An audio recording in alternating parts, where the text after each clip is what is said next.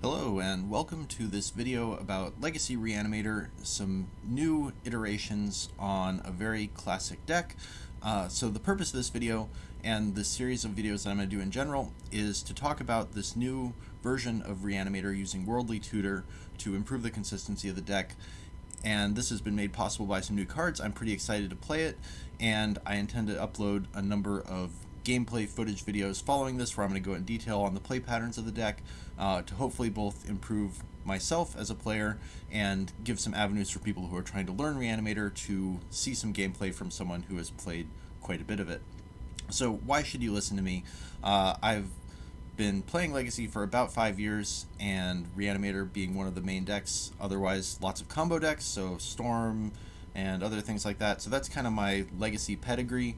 And this deck in particular, I've played something like 30 leagues with it on Magic Online. I've played a bunch of paper events with it, at least in my locals over the past 2 weeks, played it whenever I can. I've got 5 trophies with the deck. I'm not the trophy leader, but I'm close on MTGO right now, come around the end of February.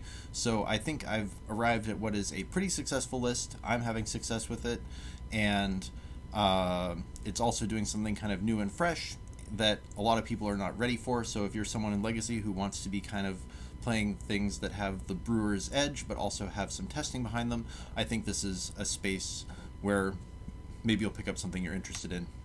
And I won't claim full credit for every idea here. There's been an ongoing discussion in the Reanimator Discord server, lots of good discussions there, and I've been borrowing ideas from others, but I've also been doing a lot of the legwork myself in testing out this deck and trying to refine and improve it, both on my own experience and using the experience of other people who are playing similar things. So this video, I'm just going to do a deck tech and then talk about some of the broad strokes sideboard strategy that the deck does. And then we'll get more into the details of how it plays when we go into some gameplay footage. I figure instead of doing one super long video, I'd split it up into a couple of different pieces so that it's a little more accessible. Hopefully that works out for people. So, okay, here's the deck that you're looking at right now. And I'm going to kind of talk about this in reference to a classic Rakdos Reanimator deck, which I think has been around since as long as Legacy has been a format. There's been a Reanimator deck, and it's kind of gotten a common form, and so I'm going to talk about how this diverges from that a little bit. So first off, the mana base. Typically, a Reanimator deck will play 14 lands. We're playing 15, and that's because of the new Surveil lands that came in Karlov Manor. These give us a little bit of card selection, and they also make Worldly Tutor into a much more powerful card than it ever was before. Previously unplayable in Legacy, I think Worldly Tutor is now a very strong card to use in this archetype. So the cost of playing the Surveil lands is they come into play tapped, so in offsetting that, we're playing a few more fast mana sources. I think the stock Reanimator list would play 8. We're adding another 9th with Chrome Mox. I've also experimented with some other stuff like Elvish Spirit Guide here. I think Chrome Mox is, it's kind of a toss-up whether you want that or something like a Spirit Guide, but I do think it's right to have at least one more piece of fast mana here to offset the slowness sometimes that you get from a tap land. So, okay, the other pieces of a Reanimator deck, we want to put a creature into the graveyard, we want to bring it back, and we want to interfere with our opponent trying to stop us in doing that plan. So, okay, to put a creature into the graveyard, we've got 4 Entombs. Entomb, probably the best card in the entire Reanimator deck, previously banned in Legacy, and I can understand why, because instant speed, put any card into your graveyard, really strong. The problem for Reanimator is you only get 4 of these effects, and if you talk to smart control players who've been in Legacy for a while, they will say, yeah, you always counter the Entomb, because once the creature's in the graveyard, Reanimator has like 12 different cards that can all bring it back, but a classic Reanimator list is only playing like 4 Entombs, and then otherwise they're having to kind of get lucky with like a Faithless Looting or Thoughtseize themselves or some other kind of inconvenient way to put a creature in. So yeah, a control player, they learn to counter the Entomb whenever possible, and Worldly Tutor is effectively if you have a fetch land, a Worldly Tutor becomes a 2-mana Entomb because you can fetch for a Surveil land with Surveil on the stack, you cast your Worldly Tutor, and then you dump your creature into the graveyard. So Worldly Tutor is like a slightly worse Entomb, a good portion of the time, and then another portion of the time it's just going out there for utility so we can go and find whatever particular creature that we want. So then in the reanimation package, this is pretty standard. One thing that's a little bit different I'm doing is playing 4 Shallow Graves, and the other alternative here would be to play Exhume. The downside of Exhume is that it gives both players back a creature, and in a world with lots of solitudes and endurances and stuff like that, Exhum's downside is pretty real, so I would rather play on Shallowgrave. The other nice thing about Shallowgrave is it offsets a little bit of the loss of speed of the deck because you can bring back a creature, it has haste, it can attack right away. The downside is you only get to keep your creature for one turn, so you want to make sure that it's something super impactful. The other nice thing about having this 8 Entomb package is we don't need to play nearly as many big creatures. So a typical old school Reanimator list would play 7 or 8 big fatty creatures, usually multiple copies of Gristlebrand, a couple of Archons and a couple of Atraxas, and then maybe one other card like a Sire of Insanity or something for spice. This deck, we're just sticking to the very tried and true. We've got one Gristlebrand, which is what we're entombing or worldly tutoring for, probably like 3/4 of the time, because it's just the classic and the best. It wins games. We have Atraxa, which is useful when our life total is a little bit more in jeopardy and we just need to take over the board and can't afford to pay a bunch of life into Gristlebrand. It also plays around Orcish Bowmasters, which is good. And then the Archon of Cruelty is kind of the finisher a lot of the time. So like a Shallowgraved Archon of Cruelty will be 12 damage to the face and make them discard 2 cards and you draw 2 cards. It's not quite Emrakul, but it's pretty close, and that will finish out games very quickly. And we play 2 of them because sometimes, like if there's a Karakas on the other side of the board, you have to rely on just the Archons to win the game, and because they're not legendary, there's no harm in having 2 of them. The other thing that is slightly odd about this list, a lot of decks will max out on the Griefs, and I'm only playing 2. Partly that's a nod to the Shallowgraves, because you don't want to have other random creatures in your bin. Like if you're trying to Shallowgrave for an Archon and oops, there's a Grief on top of your deck or on top of your graveyard, then suddenly you're attacking for 3 instead of 12, not nearly so good.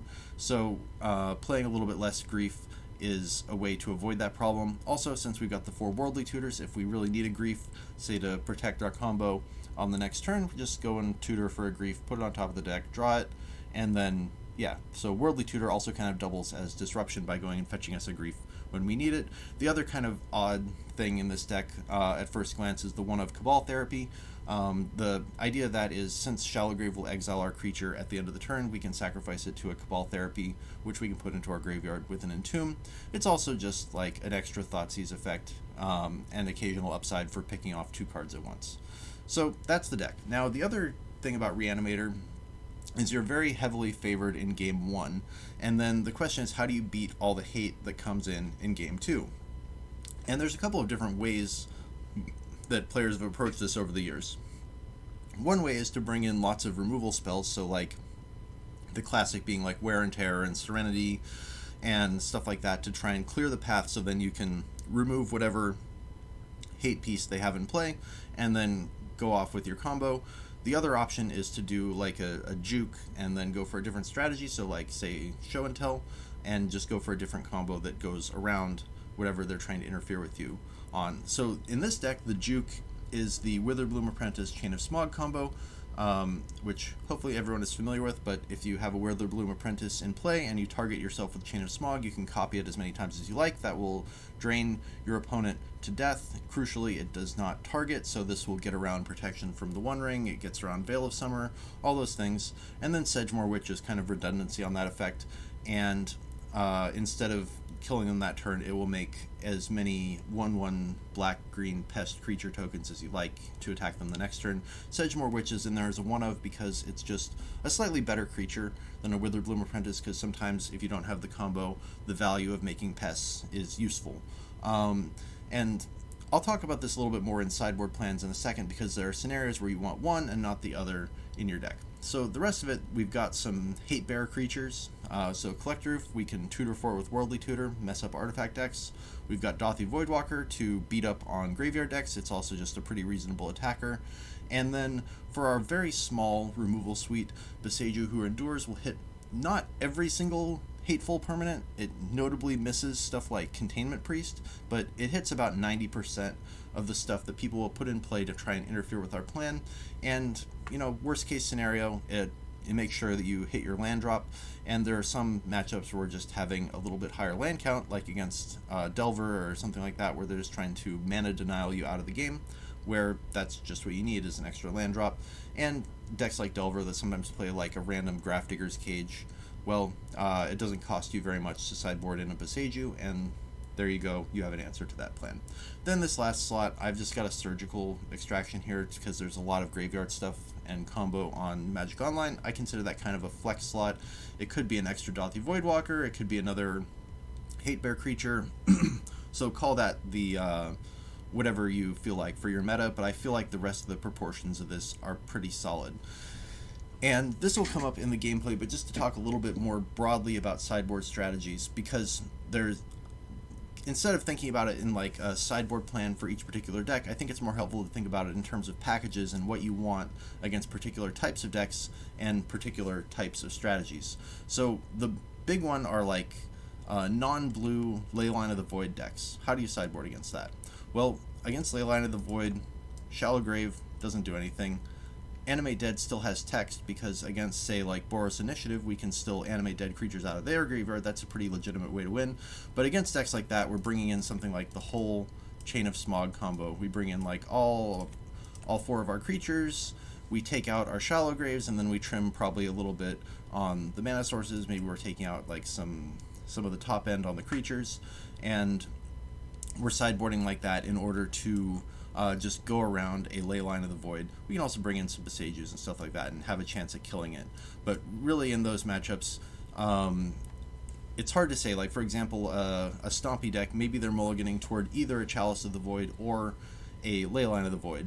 And you want to have a hand that will beat both. The nice thing about Chain of Smog is it will beat both Chalice and Leyline. So it's really powerful, and often they're taking out their removal because they don't want it.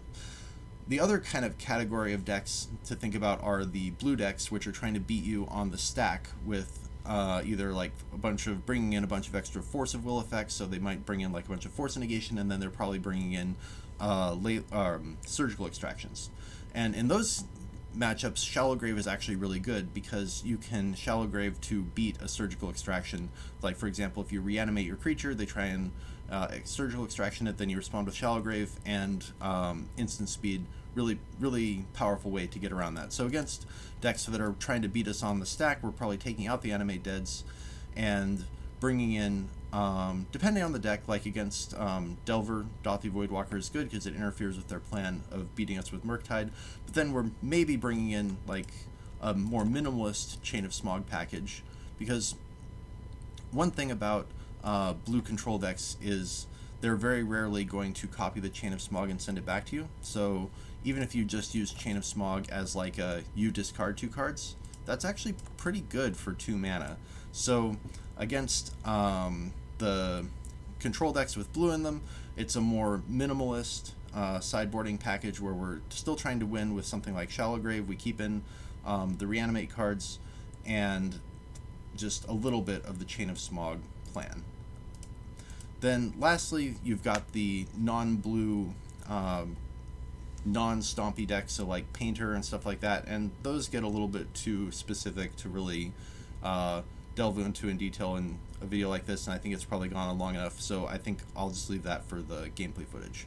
But anyway, this is the deck that I've been working on. I think in broad strokes, it's about where it should be in terms of making Worldly Tutor and the Surveil lands into a viable thing for current day Legacy. I've been winning a lot of games with it, so I would really like to hear your feedback on both the deck and the gameplay as we go into videos on that, because I'd like to improve myself and my own play on this. I think it's actually a surprisingly challenging deck to pilot, and people laugh at Reanimator because it's like, oh, you just mulligan until you get Dark Ritual, Entomb, Reanimate, and then you win.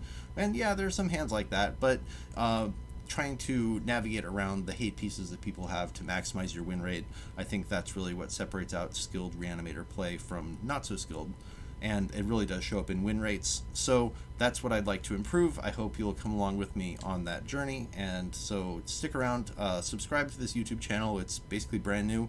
This is the first video on it, so if you want to see this sort of content, then subscribe. Maybe there'll be more, and check out the next video where we're going to go into some gameplay.